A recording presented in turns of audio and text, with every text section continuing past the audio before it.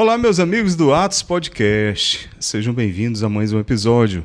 Você conhece a história da Festa da Divina Misericórdia? Pois é, hoje nós trouxemos aqui, Pedro, ninguém mais, ninguém menos do que Irmã Faustina. Irmã, seja bem-vinda, irmã. Obrigada. Que alegria ter a senhora conosco aqui. Pessoal, desculpe o trocadilho, mas é porque é a Irmã Faustina mesmo.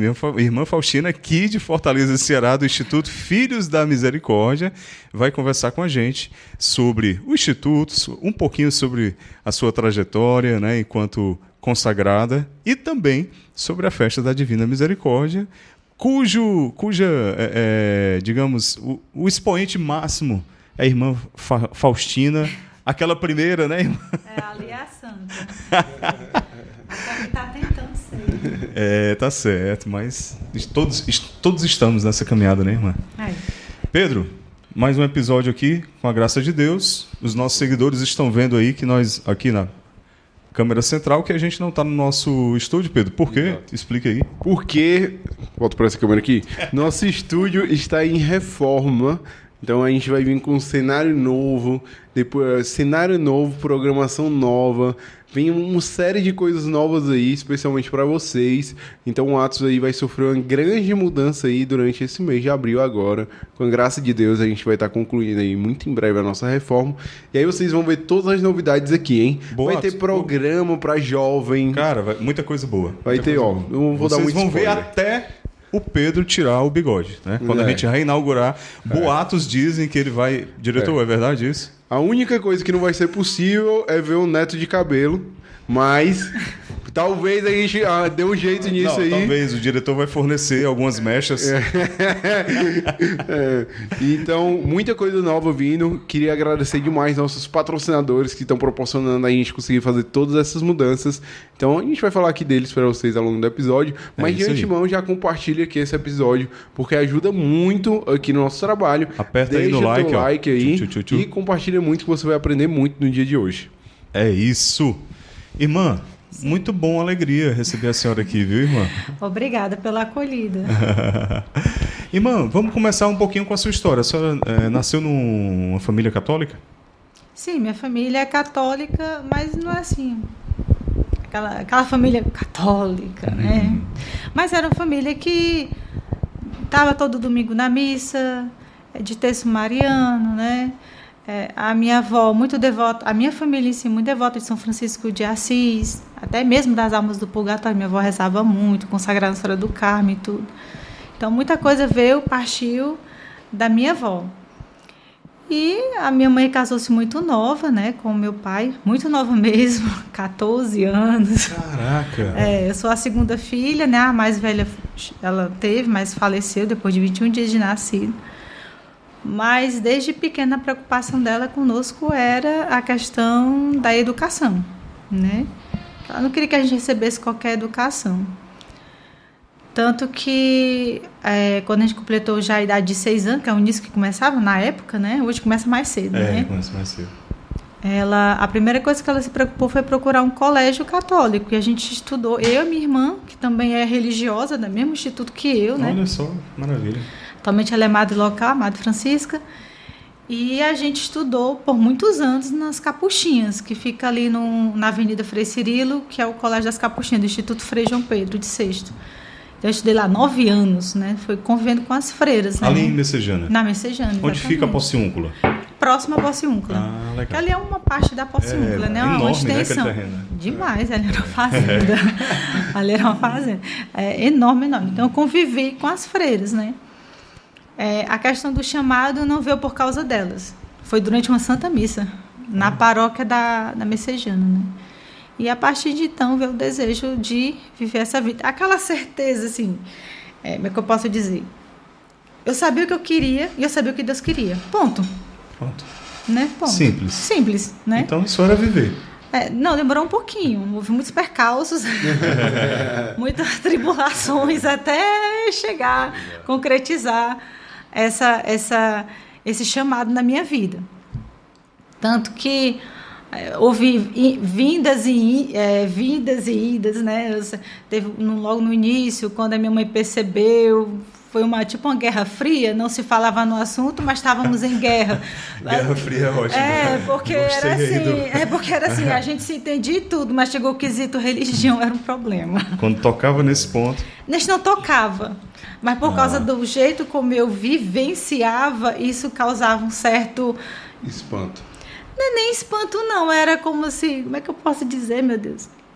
Uma certa preocupação. Sim. Porque para ela, se eu pudesse casar e ter filhos, a minha irmã sendo freira, meu irmão sendo padre, para ela tudo tranquilo. Eu casar e ter filhos, a mais velha, né? Aí eu tinha todo um programa de da minha vida feito, né? Que eu não queria, né? Aí, enfim, teve um período também que eu entrei, eu comecei a ir em busca da minha... Eu sabia que era religiosa, mas em busca do lugar. E eu comecei a receber vários nãos. E esses não foram meio que...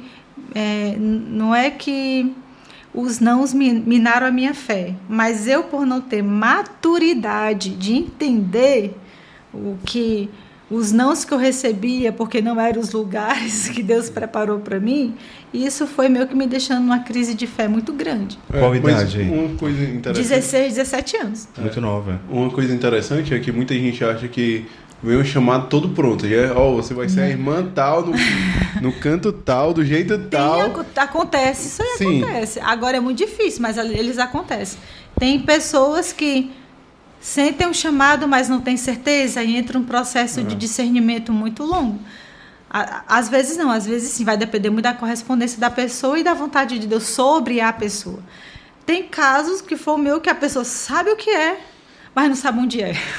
Que eu tive que correr, assim, meio que pulando, assim, né?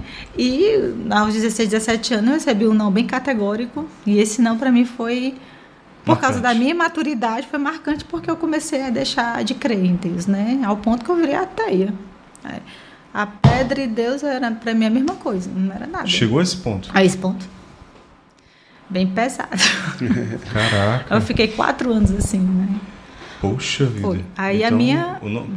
talvez não tenha tido assim, um pouco de sensibilidade ou tato, né? Não, a pessoa até teve tato. O problema era eu. Entendi. O problema era eu. O problema a forma como a senhora acolheu aquilo ali. Exatamente. Né? Porque não tinha um conhecimento adequado. Era tudo feito meio que nas escondidas, tudo que eu fazia. Porque se minha família soubesse, era problema. Né? Esses vocacionais eu fazia... Mãe, eu vou sair para a igreja, mas eu dizia, não, para o quê, né? Eu ainda vou para o vocacional, não falava, né? E por conta também da imaturidade mesmo, o desejo de querer corresponder, mas não era o tempo, porque os Institutos Filho da Misericórdia não existiam. Exatamente, era isso que eu ia perguntar, só surgiu bem depois, né? Bem depois. Isso. Aí... E então... Esse período aí de aridez, né? 4 anos. De afastamento total da igreja. Total, 100%. 100%, pode levar o pé da letra, 100%. E como é que... Como era? Quais eram os sentimentos que a senhora tinha, se a senhora puder descrever, assim, o que é que a senhora sentia, o que é que vinha no coração? A vida era isso aqui, morria aqui e acabava aqui. Então, eu tinha que viver tudo que era possível viver para viver bem essa vida e morrer e acabar de vez. Como todo materialista pensa, né? Então, para mim, eu vivi a vida meio doida. Não, muito doida.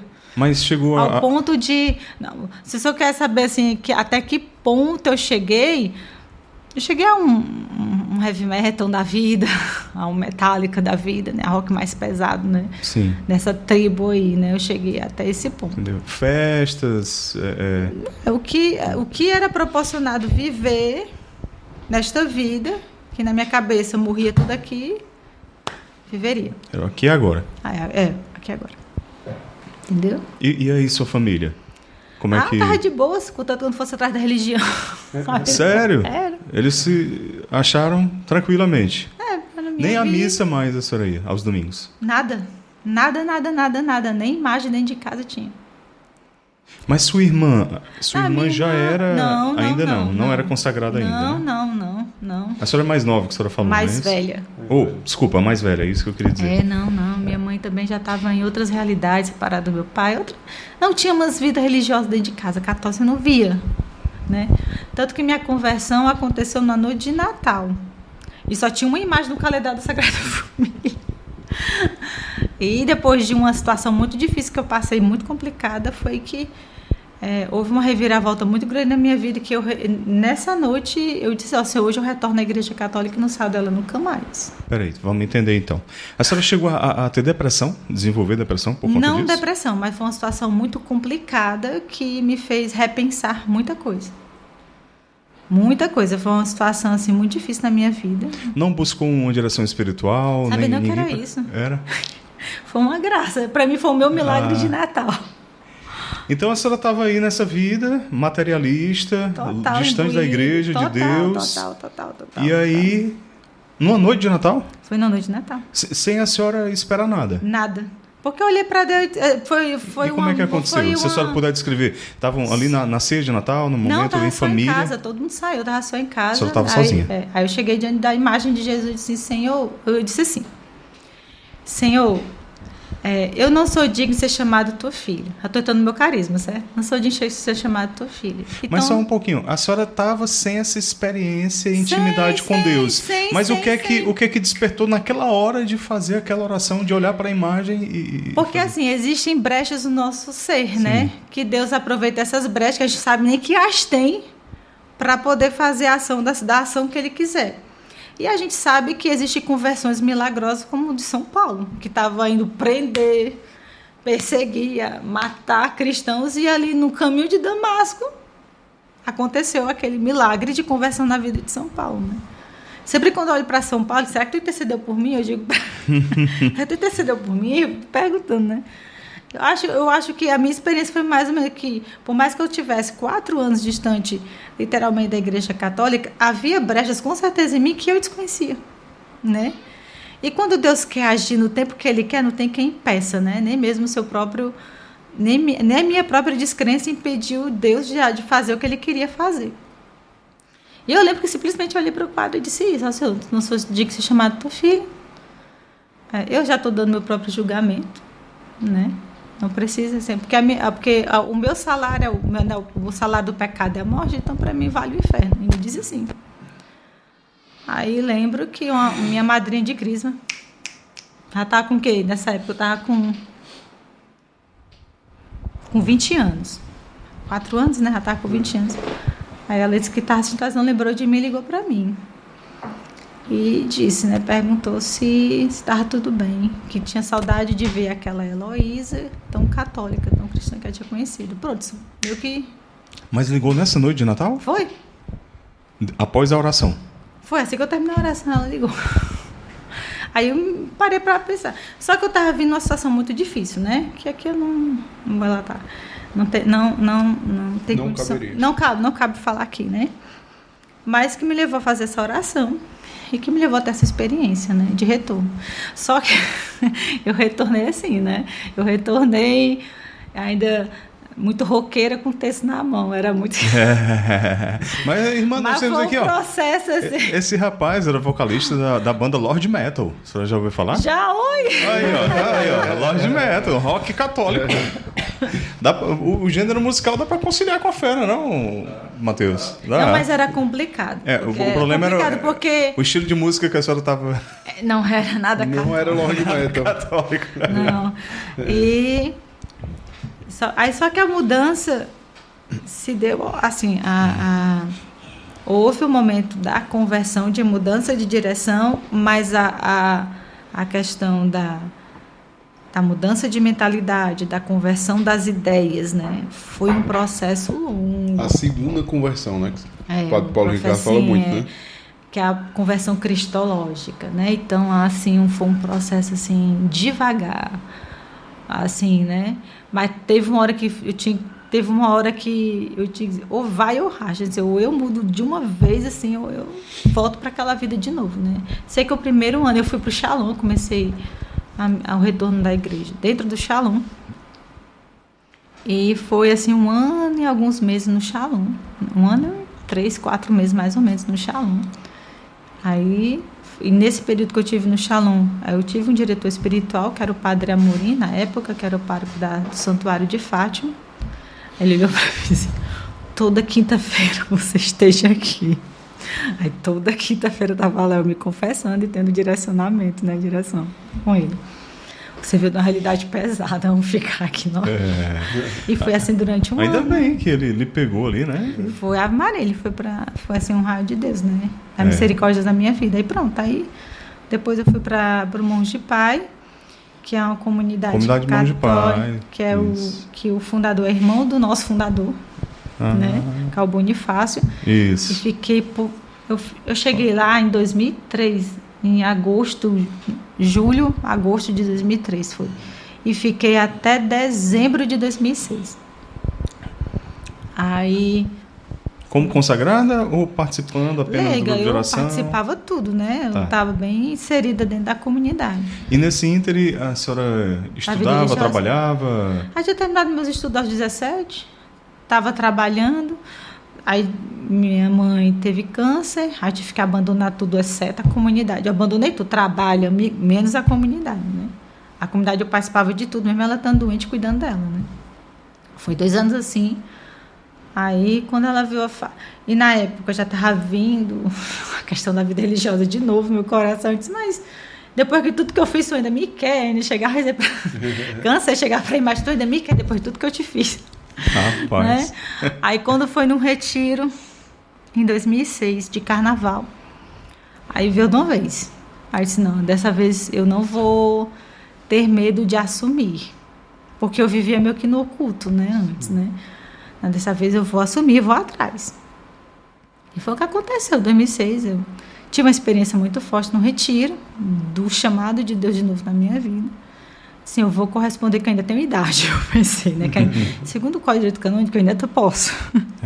Né? Aí, não, eu vou. Né? E foi assim, o ano, né? O primeiro ano, eu procurei ficar quieta para poder organizar as coisas, definir as coisas, para depois anunciar, né? Sim.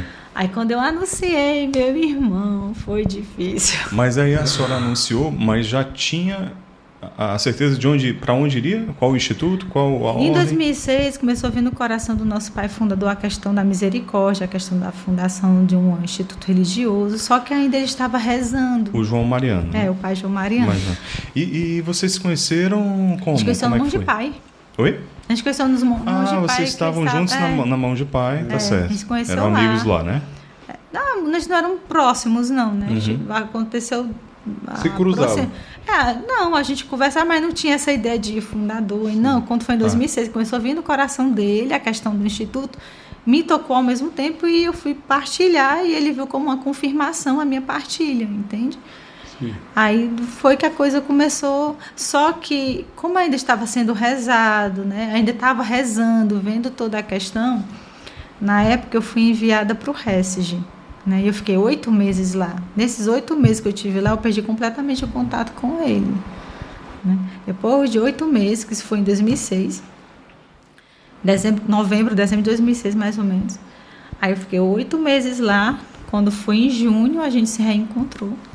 Aí ele me chamou de volta. Ele até disse, olha, a Heloísa não é Hesed, a Heloísa é nossa, é daqui. Aí quando foi em julho, eu retornei de vez.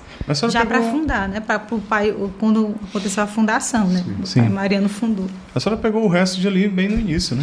Peguei, tal, está outra coisa. Eu lembro como era, assim, meu Deus, era ali lá no canto, não tinha aquilo que tem hoje. Tinha não. E eram poucos irmãos, né? Eram poucos irmãos, tinha irmãs, tem um número considerável de irmãs. Tem meninas da época que estão lá até hoje, que já são irmãs lá, que na época fazia vocacional lá, elas estão lá até hoje, graças a Deus. Quem entrar de permanecer. Então, quando a senhora saiu do Hesed, já foi para fundar? Não, eu não sou fundadora. Não. Certo. Não. Quando eu havia a fundação, a senhora foi para entrar. Foi, porque o fundador é o irmão João Mariano, ele é o fundador. Certo. Então, eu estava presente no dia da fundação, que era só eu, mais 2 pessoas e ele. É porque ele lhe chamou de cofundadora. Ele disse? Foi. Ah, tá. Ele me atribuiu esse título. Ele disse pro senhor, foi? Foi. Tá, que seja. Tá sabendo agora, ela. A senhora é membro fundadora. Hã? A senhora é membro ali a partir da fundação ali, né? É, quando o pai Partido. fundou, eu estou lá. Ele disse que eu sou cofundadora. Foi, ela disse. Bendito seja. E isso foi em que ano? 2007? Foi em 2007, às 3 horas da tarde, no dia 26 de julho, de São Joaquim Santa Ana. Olha aí. Eita. Foi lindo. Foi lindo, foi lindo. E aí Esse Deus dia. confirmou aquele chamado. Não, confirmado E já desde- estava. Eu sempre soube que era do carisma da misericórdia, eu só estava só esperando dizer, né? Eu lembro quando eu estava no resto, já a nossa promotora vocacional era a irmã Micaela. Ela está ainda até hoje lá, graças a Deus. Ela chegava para mim e dizia assim, não saia, mas reze. Eu passei 8 meses escutando isso. Aí depois eu entendi, né? Ele disse, obrigado por ter botado uma irmã, né? Uma pessoa que soube me guiar e me segurar até o momento, né? É isso aí. Irmã, nós estamos aqui conversando com um cafezinho cheirinho bom. Cheirinho bom é o nosso parceiro aí que fornece o nosso café. E tem um café diferente dos iguais, não é não, Pedro? Pedro que o diga, né? Cheirinho bom, Lago Jacareí.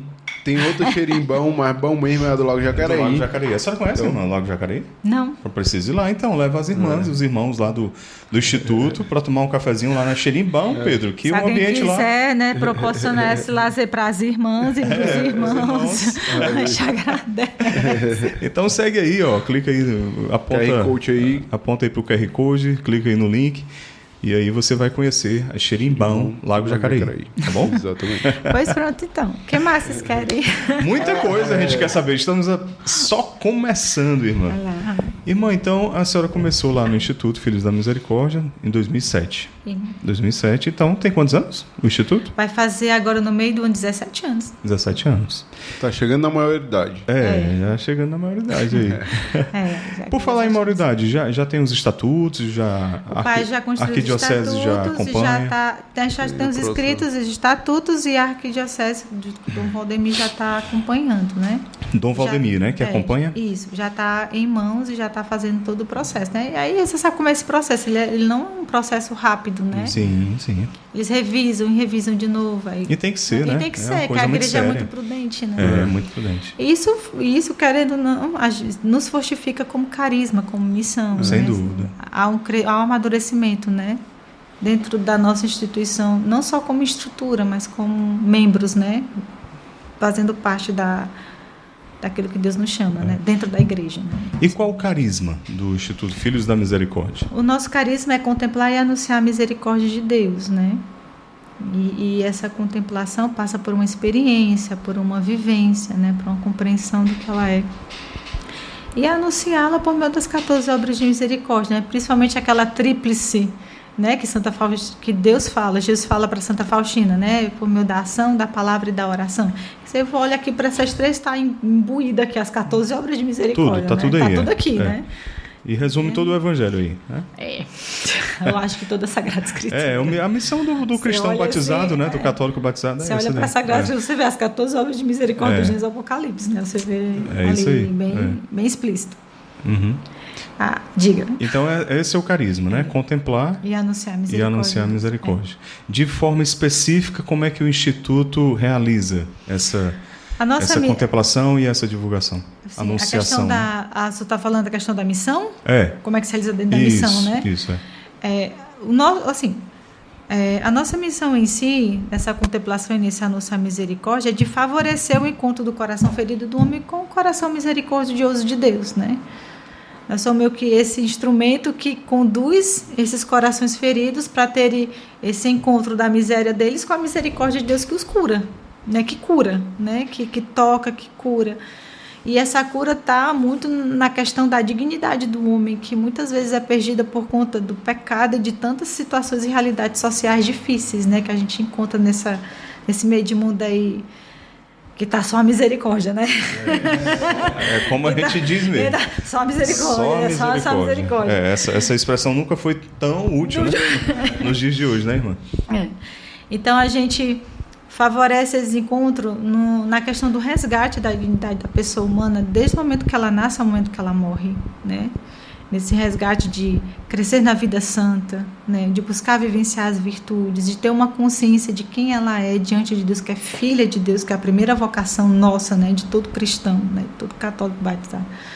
Essa questão de favorecer essa intimidade, essa união com Cristo, né? Não só numa questão de necessidades materiais, mas principalmente das espirituais, que visa a salvação do homem, né? A santificação do homem. Então, os meios são retiros, formações, pregações, momentos como esse aqui. Nesse momento eu estou divulgando a misericórdia de Deus. Sem né? dúvida. E espero que alguém esteja sendo tocado por essa misericórdia e queira em busca dessa misericórdia, né? Sim. Vocês utilizam um formato parecido com a renovação carismática? Grupos de oração ou não? Nós não somos assim da renovação carismática em si, né? Mas somos abertos aos dons, né? Uhum. Nós não realizamos seminários de vida, mas se Deus manifesta os dons nos momentos das orações, é Deus quem realiza, né? Isso aí é Deus quem faz. Mas nós temos o grupo Obra, que é um grupo, né, de pessoas que não se sentem ainda chamadas a assumir o compromisso, mas querem estar, que se sentem atraídas pelo nosso carisma e permanecem.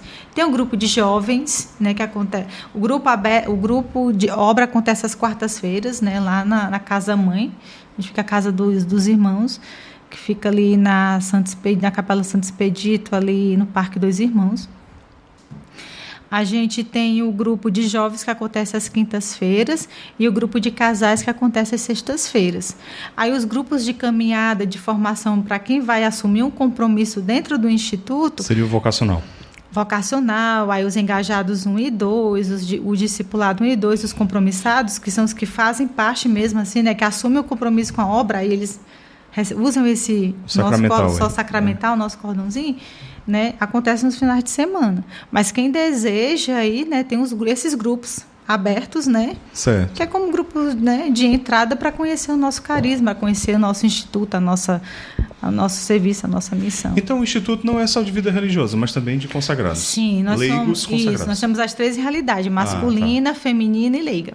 Nós temos as 3 realidades. Irmã, explica um pouquinho aí o sacramental de vocês. Ai, pegou. Peraí, vai dar certo. Jesus, eu confio.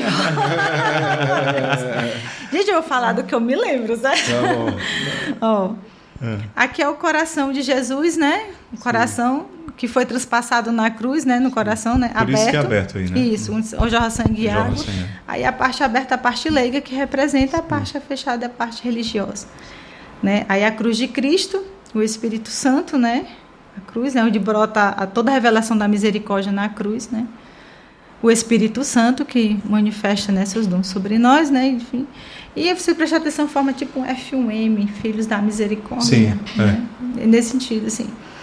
Tem mais coisas, gente, porque eu estou resumida aqui. Não, tá certo. É muito... E a medalhinha todos levam? Essa medalhinha? Essa aqui eu ganhei, Santa Faustina.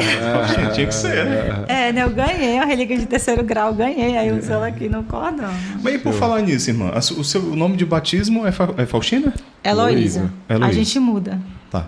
Quando entra no noviciado, né? E por que no meu muda? caso, como eu fiz logo os votos, por ser uma das primeiras, foi eu, a irmã Maria Tereza, foi que mudou logo o nome assim, né? Sim. Oficialmente, né? E a irmã Francisca, que também houve um processo bem rápido, assim, foi bem rápido, né? O aspirantado por aspirantado e foi para o noviciado, já mudou o nome, né? Mas foi a pergunta? Por que muda o nome? É porque, para nós, tem um sentido de nascer para uma vida nova, né? A gente morre para o mundo para nascer para uma vida nova em Cristo. E, ao mesmo tempo, o nome significa o nosso programa de santificação, nosso programa de vida num caminho de santificação pessoal, né?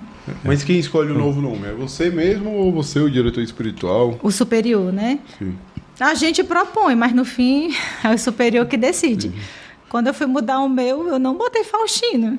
Eu queria Irmã Maria Tereza Francisca de Jesus Misericordioso.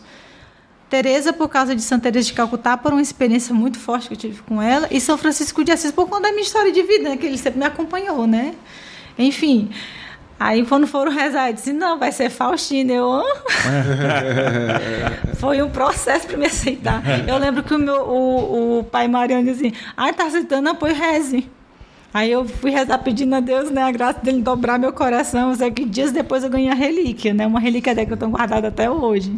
Aí eu disse, não, Jesus, peço perdão pela minha teimosia, né, eu acolho. Mas depois desenvolveu a devoção com ela, né, assim, depois. Porque o meu foco era muito as devoções da misericórdia, não era a santa, né. Depois é que veio a questão dela na minha vida. Como é que ficou todo o nome completo? Atualmente? Sim. Irmã Maria Faustina de Jesus Misericordioso. Tá. Aí eu sou consagrada a Nossa Senhora, a Mãe da Misericórdia. Para fechar o bloco aí. Para fechar aí, né? Para dar um complementar na cruz, né? Que é um programa de vida bem desafiador. Aí, mas civilmente, muda alguma coisa também? Como assim? Na parte civil, né? No documento, tudo não, permanece, gente. Né? Não. É esquisito. Hoje em dia eu assinar, às vezes o pessoal amigos, né? Dizem, Aloísa, eu não atendo. Que eu nem lembro mais. Nem lembro assim. Ei, tu que é freira, aí eu olho para aí eu, é tu, nem tinha. Tu não tava em teu nome, não, sabe? Tanto que eu não usei esse nome, que às vezes eu esqueço. Eu tenho esse nome. Já falo o quê? 16 anos já. Para a vida civil continua o mesmo nome. Né? Continua. O registro, a identidade, do mesmo jeito. Continua. Né? Continua assim, a questão Tá da. certo. Eu assino, acho esquisito. É mais por curiosidade. O pessoal tem muita curiosidade de saber essas coisas. Uma vez eu faço assinar um documento, eu botei irmã Faustina. Aí eu nem vi, aí eu entreguei, né? Aí a pessoa pegou. Hã? É a senhora mesma? Aí eu, minha senhora, me desculpa, tinha que refazer o documento para poder assinar de novo. Gente, Pedro, vamos aqui anunciar nossos patrocinadores, começando pela Normatel. Normatel Home Center, toda a mais completa variedade de produtos para a sua reforma ou construção, Pedro. Exatamente. Vocês vão ver como é que vai ficar o estúdio novo com a Normatel. É isso aí. Vamos mostrar todo o passo a passo aqui. Exatamente. Então, clica aqui, ou então aponta a sua câmera aqui para o QR Code e acessa lá, segue o Instagram da Normatel e você vai ter todas as promoções, as lojas, os horários de funcionamento, né? Sempre o pessoal muito atencioso para atender você lá na Normatel, tá bom? Obrigado, Normatel, pela parceria. E a imobiliária Mota da Costa, né, Pedro? Que está aqui sempre ao nosso lado, de onde nós gravamos aqui o nosso estúdio, né?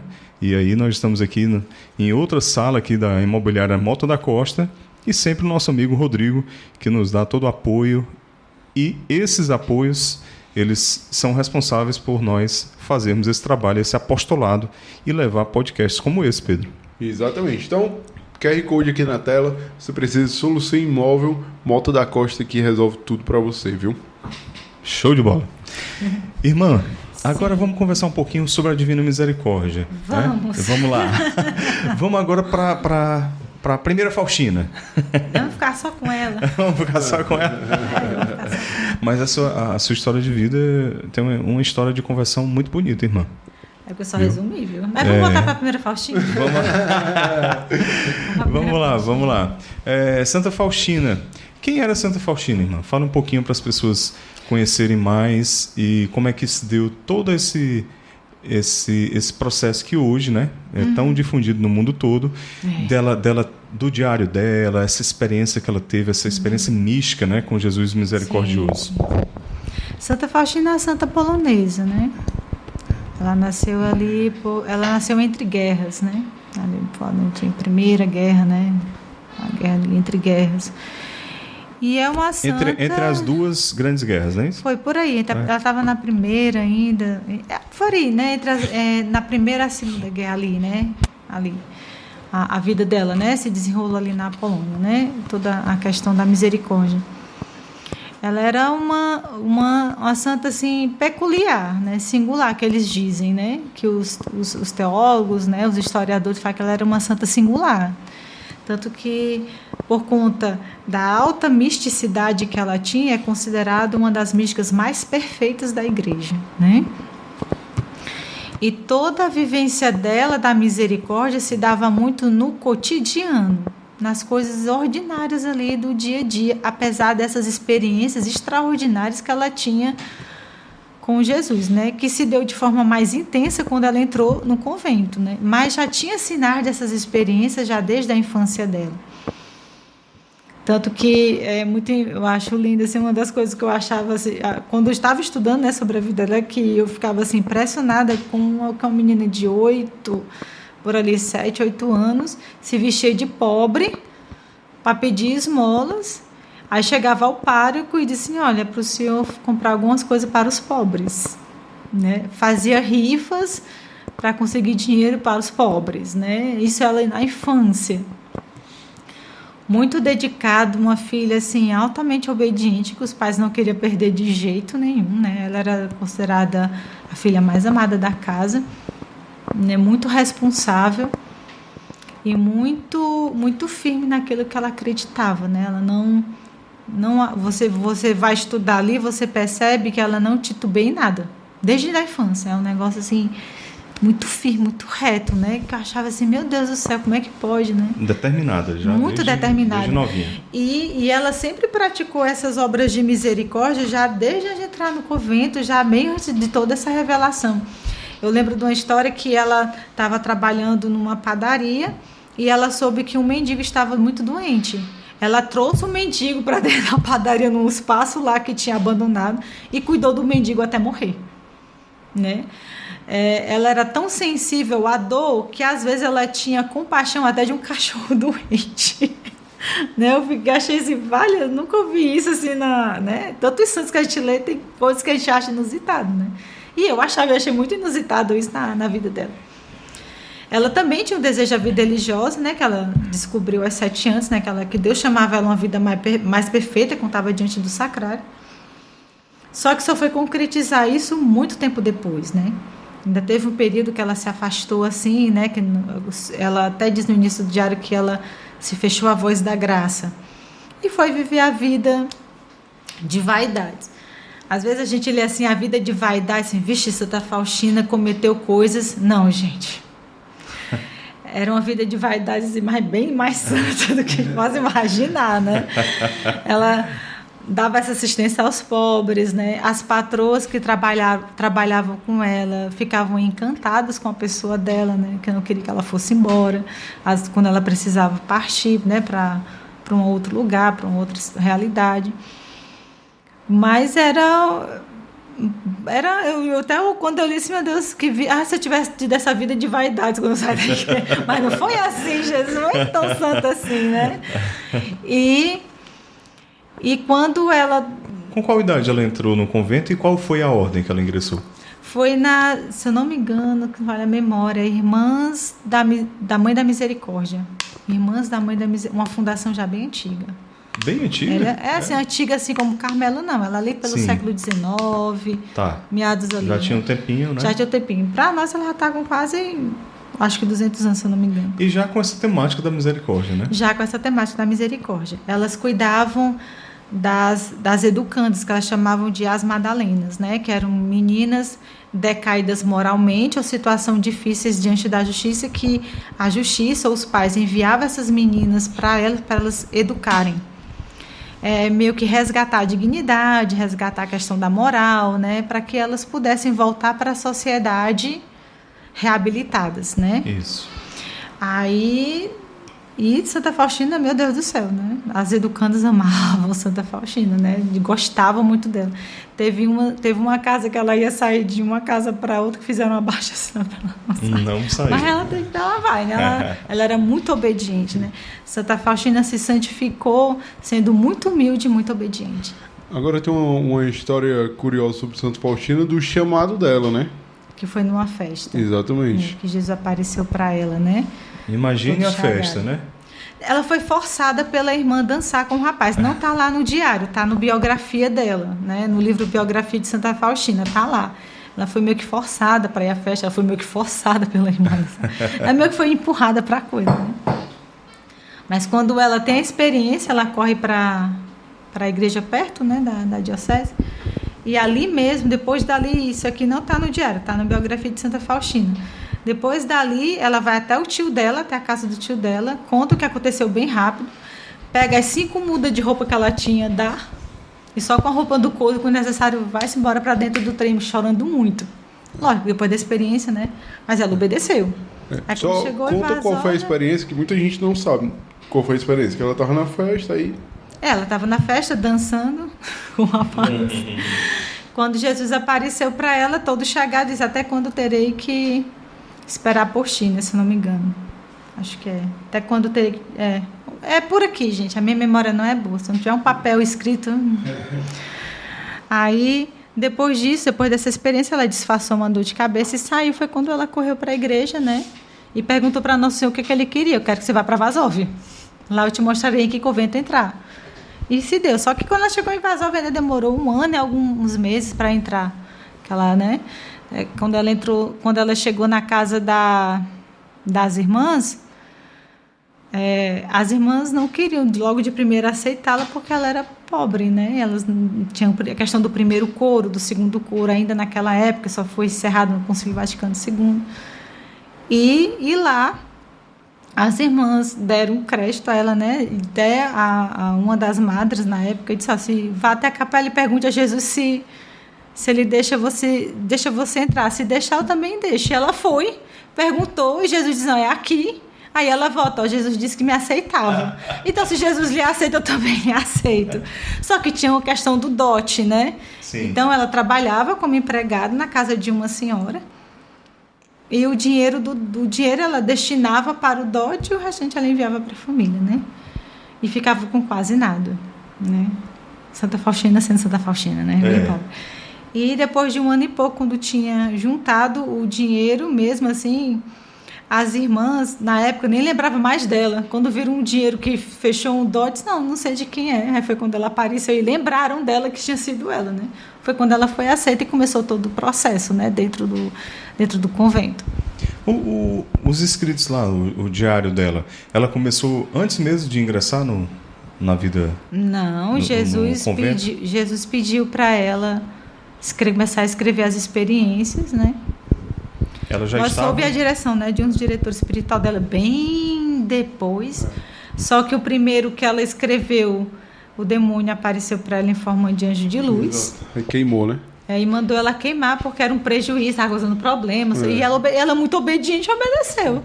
Só que o diretor disse: não, você vai escrever tudo de novo. Só que por isso que não está de uma forma cronológica o diário. Tem coisa que ela escreve ali que aconteceu e tem coisas que ela volta e vai. Por isso que quando você lê, não tem uma ordem assim. Agora, quando essa historiadora polonesa fez a biografia, foi meio que para ordenar as situações em cada lugar que ela passou.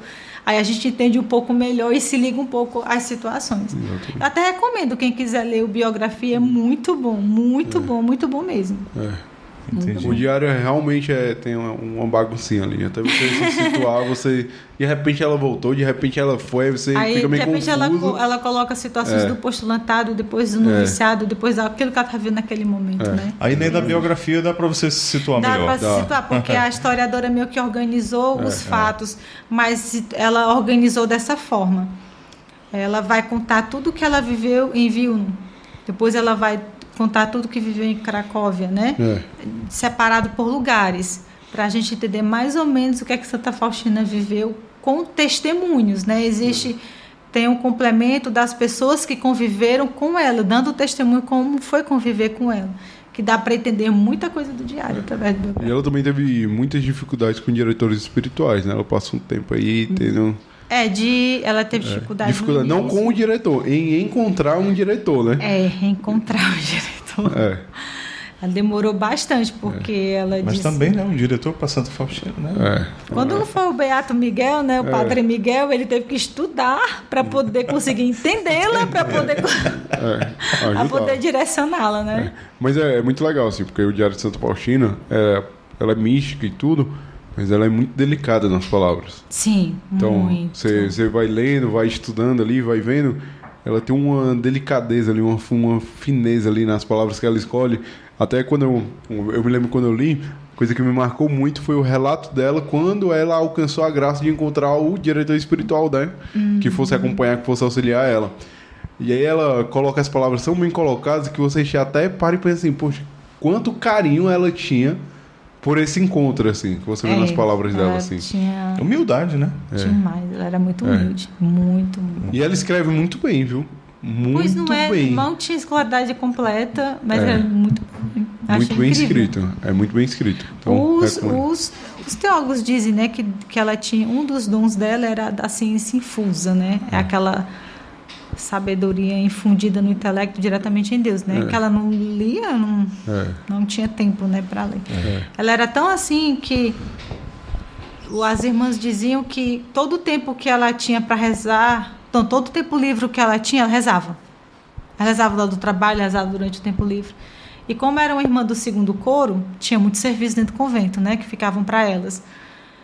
As irmãs do primeiro coro cansavam de ver ela passar pela capela, olhar para ajudar um sorriso e sair e ir para o trabalho, né? Então, ela aproveitava todas as situações muito ordinárias, assim, muito pequenas, para praticar misericórdia, né? Para anunciar essa misericórdia, né? Favorecer essa misericórdia para o outro. Ela sempre procurou buscar realizar melhor. Ela sempre buscou encarnar essa misericórdia na vida dela, já que era aquilo que Deus exigia dela como missão, né? A gente vai ver pela festa, né? Que foi outra batalha, né? E aí, teve também a grande batalha do quadro, né? Que é relatado. Várias. No quadro, né? Que até chegar no quadro que a gente tem hoje da Divina Misericórdia, ela sofreu um bocado, principalmente porque nada se assemelhava ao que ela via, né? O primeiro quadro, né? Que quando foi até... O primeiro quadro, né? Quando foi pintado, ela não gostou, que ela achou feio. Mas eu acho lindo aquele quadro. Conforme o que ela descrevia, né? Mas não ficou assim... Porque você descrever uma realidade sobrenatural para o natural é complicado, né? Mas... Depois da questão que vê o quadro, vê a questão da festa, a questão do terço, né? A novena, a hora da misericórdia. Mas quando começou a Segunda Guerra Mundial, complicou muito a vida delas, né? Porque quando ela morreu em 1938, as madres calaram sobre ela durante 2 anos. Não se comentar. Quando começou a guerra e as madres viram que estava acontecendo do jeito que ela tinha visto, que foi uma profecia que ela falou para as madres, quando a madre, não, agora eu vou abrir. Não é loucura, não. Aí quando ela abriu para as irmãs começaram a entender muitas coisas. E durante a guerra, logo no primeiro ano, durante a guerra, a Segunda Guerra, elas começaram a divulgar a misericórdia. Tanto que uma delas disse que era o povo fugindo das bombas e ela entregando os santinhos à misericórdia. Aí eu disse, meu Deus, a misericórdia iniciou-se sendo divulgada no meio de uma guerra, de uma grande guerra, né? É a necessidade mesmo, né? E estava precisando. Um ambiente ali que precisava realmente da misericórdia. Complicado. Irmã, aí como é que se deu então a questão da hora da misericórdia, às 15 horas? Ela era uma hora que ela sempre rezava? Era uma hora que ela se recolhia? Ou juntou ao horário que historicamente é tido como a morte de Jesus, sim, né? Da Sexta da Paixão, e se juntou com essa, digamos, teologia da misericórdia, né? Não, porque assim, a gente sabe que teologicamente sempre foi para nós, né, como católicos, que a revelação da misericórdia se deu ali no Calvário, né? Ela plena. Exato. Porque a misericórdia tem um rosto e tem um corpo que a gente sabe que é Jesus Cristo, né? O rosto e o corpo da misericórdia é Cristo. Então, tudo se está conectado a Cristo, essa vivência dessa misericórdia na direção do Pai. Porque a revelação do rosto do Pai misericordioso, que é o que Cristo mais falou ali, olha ali nos evangelhos que Cristo revelou para nós quem é o Pai. E o Pai é um Pai rico em misericórdia, né? A questão ali da hora santa foi a questão da revelação, não é que uma coisa se juntou à outra, né? Mas é uma questão de aprofundar no conhecimento daquilo que a igreja sempre nos anunciou, né? Então, quando ele fala da misericórdia, né, da hora da misericórdia, é para nos aprofundar naquilo que ele viveu por amor a nós, para a nossa redenção. Isso. O sacrifício maior de Cristo na cruz, né? Que ali se deu plenamente a misericórdia divina, né? Que aqui Cristo vem revelar através de Santa Faustina, que é uma hora de graças. Sim. que é uma hora que as comportas do céu estão abertas para derramar toda sorte de graça da misericórdia dele sobre nós nesse momento. Ela reforçou isso, né? Nos Foi. escritos dela. Né? Que ela disse, tanto que Jesus pede para ela que nesse momento pare para meditar, ao menos brevemente, a sua paixão. E como muitas vezes ela não conseguia, às vezes ela estava varrendo ali, ela parava, ela trazia a paixão à memória e tinha que voltar ao serviço. Né? Ela, muitas vezes. E ela não só rezava o texto da misericórdia naquele horário. Jesus também diz no diário que ela rezasse várias vezes o texto da misericórdia durante o dia. E ela rezava muitas vezes o texto da misericórdia durante o dia. Não era só naquele, entendeu? Entendi. E o texto? Como é que, então, se surgiu o texto da misericórdia? Também surgiu por conta de uma experiência. Ela viu que o braço do pai, da era do pai, ia cair sobre a humanidade, que estava por um anjo, né, que estava esperando a ordem, e ela começou a rezar pedindo, clamando a misericórdia. Foi quando Cristo ensinou para ela que o modo como iria parar, né, aplacar a ira do pai, seria apresentando a paixão dele ao pai, né? E Deus revela isso através do texto. Eterno Pai, eu vos ofereço corpo e sangue, alma e divindade, né? De vosso diletíssimo Filho, nosso Senhor Jesus Cristo, expiação dos nossos pecados, os pecados do mundo inteiro. Quando ela começa a rezar, o anjo abaixa e se retira. E Deus olha para a humanidade através da cruz de Cristo, do Cristo crucificado, né? É quando ela entende que sem essa paixão a humanidade estava perdida, né? E que o que aplaca essa ira é a misericórdia de Deus, o clamor dessa misericórdia. Então ela passa a clamar a misericórdia de Deus. Tanto que Deus depois, tu rezarás assim, né? Pela sua dolorosa paixão, tem de misericórdia. Ele vai ensinar o texto todo para ela como é que se reza, né? Vai também dar o sentido muito profundo da jaculatória, ó sangue e água, que jorrastes o coração de Jesus, né? Que a gente pede pela conversão dos pecadores, né? Então, toda essa questão da misericórdia está... Qual seria a essência, né? A essência é isso aqui. É que pela misericórdia de Deus, aplacamos a ira do Pai, para que Ele possa derramar sobre nós, pecadores, principalmente os mais endurecidos do coração, a graça da conversão e da salvação das nossas almas, né? Porque ela é a última tábua, né? Que é a misericórdia. O legal de Santa Faustina é que, como ela é uma santa muito recente, né? Tudo muito bem tudo muito bem documentado, entendeu? Então, quando você vai lendo ali o diário, você vê que muita coisa da misericórdia não é algo que ela teve na cabeça dela. Foi o próprio Cristo ali que foi por ela não escrevia nada. Pra ela. Que vai mostrando, que vai narrando, que vai explicando, que vai fazendo tudo. E ela vai relatando no diário e você vai vendo, assim. Então, é legal a experiência. O desenvolvimento, né? A experiência do diário é legal porque é uma santa recente. Então, a gente não está falando de uma santa medieval, uma santa de muito tempo atrás, mas com relatos muito vivos do próprio Cristo falando com ela. Uma das coisas da vivência dela era a pequena via. Ela era muito devota de Santa Teresinha, né? Mas ela não... Já ia falar da Santa Teresinha. Não tinha... A gente gravou recentemente lá no Carmelo, né? E a gente escutar relatos de Santa Teresinha e de Santa Faustina... Muito parecidos. Muito parecidos. São duas santas... Ela é considerada, Santa Faustina, a segunda Santa Teresinha. Está lá no Biografia. Né? Engraçado. E ela fazia muito coisas... para reparar, né, a Deus, né, coração de Deus pelos ultrajes dos pecadores, né?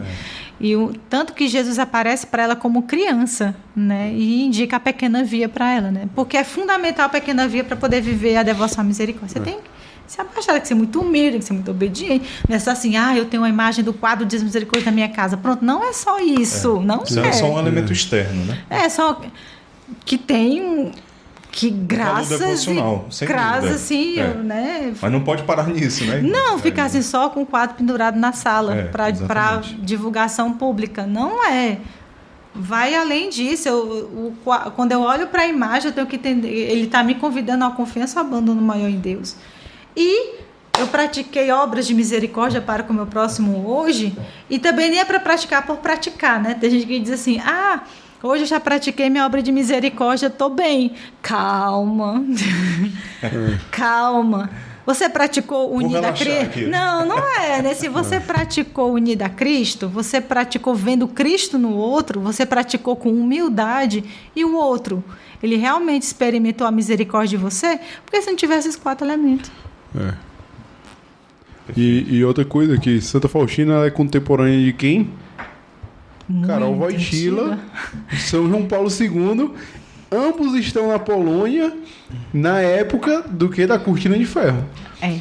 Então- E ele visitava a casa das irmãs para rezar diante do quadro quando ele ia para Pedreira, né? É. Tava... A Santa Faustina faleceu com quantos anos? Ixi, eu não estou recordando a idade dela. Eu sei que ela faleceu em 1938. Não sei se foi com 33 anos. 35. Não estou recordando agora. Tanto que grande E- parte então- da mudança da Polônia se dá pelos esses dois santos contemporâneos ali, que eles convivem na mesma época, não convivem assim pessoalmente. Então, não sei se Carol Wojtyla conhece ela Era isso que eu pessoalmente, ia perguntar. mas temos dois grandes santos contemporâneos na época da Polônia, na época da O Cortina que de Ferro. fala ali que assim, vai vir um mensageiro da paz que vai trazer paz, ela está se referindo a João Paulo II. João Paulo São II. segundo, né? Tanto que São João Paulo II foi uma luta para canonizar ela por causa dos comunistas, né? Que tinha que Exatamente. transportar. Lá no Biografia vai relatar que para poder os comunistas não pegarem, né, os escritos e queimarem, as folhas eram separadas e guardadas escondidas dentro da mala para ele levar para Roma, para lá traduzirem, né? Aí ele foi, toda vez que ele ia, aí ele Trazia levava um uma pedaço. parte e levava um pedaço do diário para poder traduzirem, porque quando ele mandou, parece que quando foi enviado ela toda, uma das pessoas encontrou o diário dentro do lixo, que tinham pegado e jogado dentro do lixo. Aí avisaram para ele, aí ele mudou a tática, né? Aí foi levando dessa forma até chegar lá. Mas Vamos lá. João Paulo II foi importantíssimo, né? Demais. Para a difusão, né, dessa devoção, né, que hoje é tão necessária, né? E eu acho que a gente pode até dizer que o século XX é o século da misericórdia, né?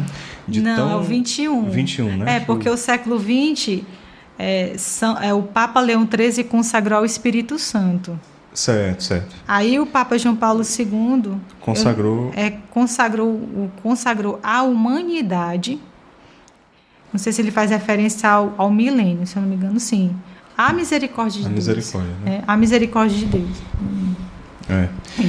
Agora, a gente contemplar e meditar sobre a misericórdia, é como a senhora também já mencionou, deve nos levar, né, essa experiência deve nos levar a uma mudança de vida, a conversão, Total. né? A conversão, essa conversão que se dá a você buscar fazer a vontade de Deus, buscar a santidade a todo custo, né? E a gente mostrar para as pessoas que não pode confundir a misericórdia divina com a benevolência ilimitada de Deus, né? Que aí eu posso fazer o que eu quiser, né? Porque é uma visão que também existe, né?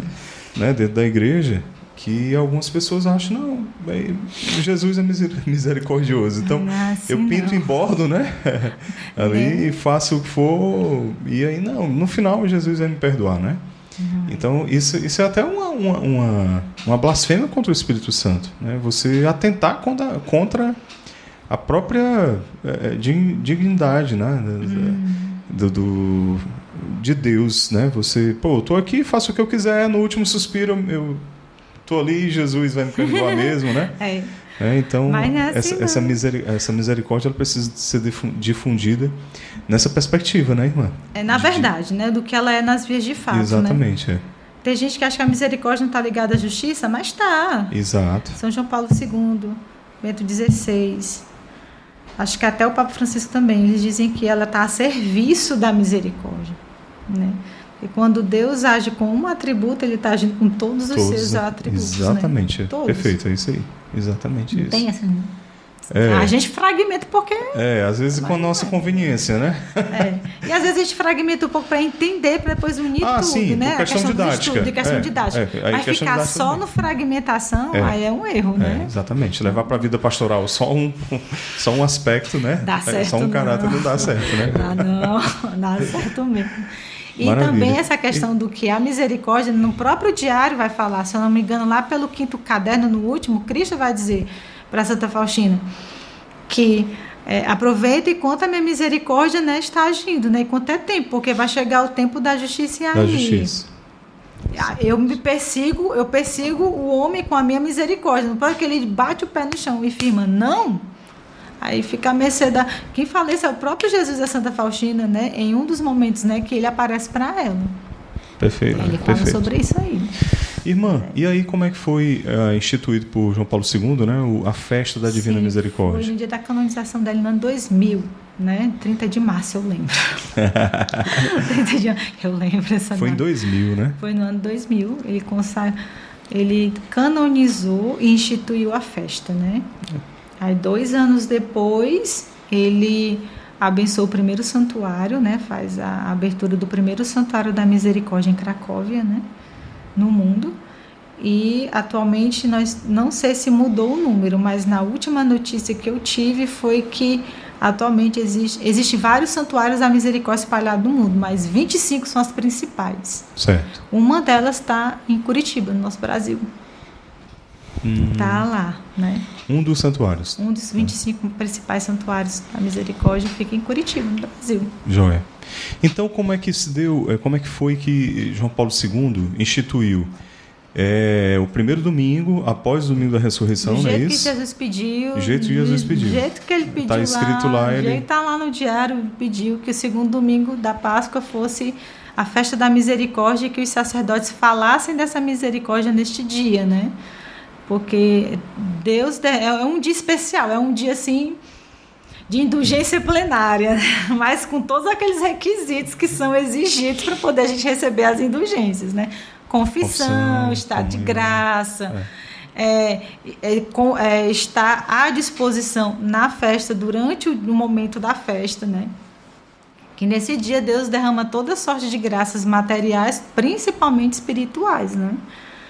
Porque é um dia dedicado a ele, né? Que antigamente chamava Domingo Branco, né? Que era o Domingo Branco, né?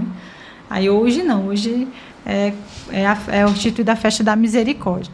Tanto que no biografia de João Paulo II, ele diz lá, né, que uma das maiores missões dele como Papa foi canonizar Santa Faustina e instituir a festa. Sem dúvida. Porque começou ele como um bispo, né, todo esse processo e encerrou anos antes dele morrer, que ele morreu em 2005, né? Anos antes dele morrer.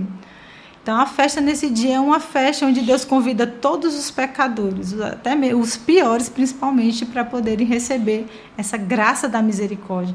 Nesse dia, tanto que Jesus pede que toda alma tenha acesso nesse dia a essa festa, a este momento, que Ele quer salvar as almas, né? O intuito de toda a devoção revelada para nós, né, que a igreja aprova, tem esse intuito, glorificar a Deus e salvar as almas. Tem nesse intuito, né? E com a devoção à misericórdia não ia ser diferente, né? Tem esse intuito de salvar, principalmente os pecadores. Eu tenho uma história de uma irmã de uma amiga minha, que ela disse que a irmã dela, longe da igreja, longe de Deus, estava com câncer. E ela, sem poder sair, estava assistindo a festa da misericórdia pela televisão, se eu não me engano, pela Canção Nova, se não me falha a memória. Aí ela disse que a irmã dela chegou e ficou olhando no momento do texto, estava tendo adoração, ela ficou. A irmã dela contou para ela que não sabe como ela percebeu que estava curada, mas era só uma certeza interior muito grande. Então vamos para o médico, se você estava curada, estavam rezando nessa intenção, vamos para o médico. E o médico, antes de fazer a cirurgia, resolveu bater, né, uma tomografia para ver como é que estava e tudo, e o câncer que estava instalado tinha sumido. Repetiram de novo, porque ele não estava acreditando de jeito nenhum. Né? E quando ela percebeu que alcançou essa graça de cura no dia da festa da misericórdia, ela se converteu ao catolicismo. Olha só. Né? Então, para vocês entenderem como é que Deus deseja que a gente esteja nessa festa, que a gente esteja aberto a essas graças, né, da devoção à misericórdia, porque é para uma salvação maior, é para uma glorificação maior dele, né, de sua misericórdia também, né? Não só nas nossas vidas, né, mas na vida de todos, né? Deus atrai quem Ele quer, como Ele quer, quando Ele quer. Sem dúvida alguma. Maravilha, irmã. Gente, queremos aqui também fazer menção a Deca Seguros, outro parceiro aqui do Atos Podcast, né? Com toda a solução em seguros, seguro alto, seguro residencial, de vida, né? E também você, acessando aqui, você vai ter a oportunidade de conhecer toda a gama aí de produtos que eles oferecem com atendimento especial, tá bom? Então, você entra em contato, diz que que você teve acesso aqui pelo Atos Podcast e você será muito bem atendido, não é isso, Pedro? Exatamente. Não tem cupom de desconto, Pedro? Tem não. Mas vai lá que é bom de todo jeito. Com ou sem cupom é bom. E o nosso outro parceiro, Pedro, Divina Comida. Exatamente. É divino, não é não? É só misericórdia. Para salvar os pesos a mais. Os pesos a mais. Uma comida maravilhosa, né? Uma comida divina, né? Comidinha caseira. Um cardápio bem variado. O nosso diretor que o diga, né, Pedro? O diretor aí tá quase rolando, já, tanto que ele vai lá. Ele quer nem aparecer na câmera. Pessoal, então vão lá no Divina, né? Um restaurante com um ambiente muito bom, um ambiente climatizado, um ambiente para crianças, né? Você vai ser muito bem atendido, os garçons lá muito simpáticos e com a comida maravilhosa, tá certo? Então você pode acessar aqui e obter mais informações sobre pedidos delivery e também a localização e funcionamento, tá bom? Valeu! Ô irmã, hoje o Instituto Filhos da Misericórdia conta com quantos membros religiosos? Nós somos irmãos. Eu nunca parei para contar, vou contar agora. Peraí. Tá certo. São 9 irmãos. Do ramo masculino? Das irmãs são 14, porque eu contei hoje de manhã. 14. Leigos, atualmente acho que são em torno de 53 a 55. Que eu vi ontem, passando assim à vista, que botaram a contagem. Eu disse, olha esse tanto. Que maravilha. Então vocês estão hoje localizados lá no céu, no condomínio espiritual? As irmãs. As irmãs, né? O ramo feminino. Isso. E o ramo masculino? Tá com uma casa própria, casa-mãe mesmo, né? No Parque Dois Irmãos, ali por detrás da Capela Santo Expedito. Maravilha. Maravilha. Algum projeto que vocês estão desenvolvendo ou que a senhora queira divulgar? Além, claro, da festa da Divina Misericórdia. Sim, né? sim. A gente... Falei dos grupos, né? Que funciona, eu vou até reforçar aqui. De quarta-feira funciona o Grupo Obra, a partir das 19h30, um grupo aberto. Tá, né? vamos deixar aqui, gente, aqui na descrição, o link para você acessar e também os contatos, tá bom? Tá, ok, então. E dia de quarta-feira? É o Grupo Obra, né? A partir das 19h30. Aberto. É aberto. Tá. Às quintas-feiras é o grupo de jovens, que acontece também a partir das 19h30. Todo esse grupo acontece a partir desse horário. E o grupo das famílias, que é às sextas-feiras, a partir das 19h30 também. Todos esses 3 dias lá no Parque Dois Irmãos? Lá no Parque Dois Irmãos, na casa-mãe, que a gente chama, né? Que é a Casa Doce Mãe da Misericórdia. Tá, né? vamos deixar o endereço aqui. Podem entrar no Maps, que lá aparece o endereço bem direitinho. Bem direitinho. Show. O que mais? Aí nós estamos realizando a Festa da Misericórdia, que estará domingo agora, a partir das 2h30 da tarde, encerrando com a Santa Missa às 5h. É na Paróquia Mãe Santíssima, também ali no Parque Dois Irmãos, né? Deixa eu ver se é outra coisa que a gente está desenvolvendo, meu Deus, agora. Por enquanto, é isso aqui. Se tiver alguma outra coisa eu lembrar, eu coloco aqui, eu mando para o senhor, sei lá, se eu divulgar e divulgar. Maravilha, irmã. Nós estamos com... Me lembrei, né, que a gente do ramo feminino, a gente está promovendo um retiro vocacional para meninas, né, que ocorrerá agora em maio. Né, de 3 dias. Todo o tema desse retiro vai ser a questão do que é a vocação religiosa, o que é a vida religiosa. Né? Quem quiser se inscrever também pode entrar dentro do nosso Instagram, né? Irmãs Filhas da Misericórdia. Nós temos os 3 Instagrams, né? Irmãs Filhas da Misericórdia, que ramo feminino. Irmã feminino, tem os Irmãos Filhos da Misericórdia, que é do ramo masculino, e tem o dos leigos, que já visa de forma mais geral, como um todo, né? Certo. Que é Instituto Filhos da Misericórdia. Filhos da Misericórdia. Ótimo. Aí lá tem todas essas informações e muito mais. Joia. Show. Irmã, quais são os baluartes? São 7. 7? São 7 baluartes. Maravilha. Santa Faustina. Tinha que ser. É a principal, né? Que a gente visa essa questão da contemplação, né? Do anúncio à misericórdia. Tem Santa Teresa d'Ávila, que a gente visa essa questão da oração misericordiosa, nesse encontro, né? Com Cristo, sabendo com aquele com quem... A gente se encontra sabendo com quem a gente vai se encontrar, que é aquele que nos ama, que é nosso Pai, nesse encontro de alegria, de intimidade com Deus, de filiação mesmo. Santa Teresinha, que a gente puxa a questão da pequena via, no abandono na confiança, né? Aquela faz todo esse abandono na confiança em Deus por ela ser pequena, por ela ser fraca, e reparando o coração misericordioso de Jesus por essas obras pequenas de amor que a gente vai oferecendo a Deus ao longo do dia. São Francisco de Assis, pelo trato misericordioso com o outro, que você vai ler, você percebe como ele tratava assim os irmãos, as pessoas, né? Era realmente com muita misericórdia, né? Até os mais difíceis. São Francisco de Sales, que é a questão da formação misericordiosa, né? Formar por meio da misericórdia. A gente busca formar as almas não pelo temor, para convencê-las pelo medo, mas pela sabedoria do amor. Isso a gente vê em São Francisco de Sales, quando ele ia dirigir as almas, ele olhava para aquela pessoa como se fosse única, tentava entender toda a alma humana dela para passar a direção adequada. Era um negócio espetacular, por isso que tinha muitos que o procuravam, né? Por meio de São João da Cruz também, nosso baluarte, que a misericórdia que nos purifica e purifica bem direitinho, né? E São João Paulo II, a questão da missão, né? Dessa missão mais direta, assim, com relação à misericórdia. Só gente Maravilha. pequena. Estou resumindo, gente, pegando aqui palavras-chave. São João da aqui. Cruz, Santa Teresa d'Ávila, Santa Terezinha. Santa Terezinha, só doutor e místico. Santa Faustina. Muito bem, excelente, irmã. Irmã, foi um prazer grande. Obrigada. Muito obrigado por ter aceito o convite, conversar um pouquinho com a gente. E as portas do Atos estarão sempre abertas para o Instituto. Irmã, então, obrigado. Gente, curte aí, compartilha com seus grupos aí no WhatsApp, todo mundo, manda para família, amigos, não é isso, Pedro? Exatamente. Então, se inscreve no canal também, viu? Aproveitando que amanhã é o Domingo da Misericórdia, da Festa da Misericórdia, manda para o máximo de gente que você pode, para as pessoas terem esse conhecimento, compreenderem melhor e aderirem a essa festa que tem uma espiritualidade maravilhosa e, sem dúvida alguma, você precisa conhecer e mergulhar nessa devoção. Tá bom? Valeu, pessoal. Diretor, podemos encerrar? Valeu. Obrigado, irmã. De nada, Até mais, agradeço. pessoal.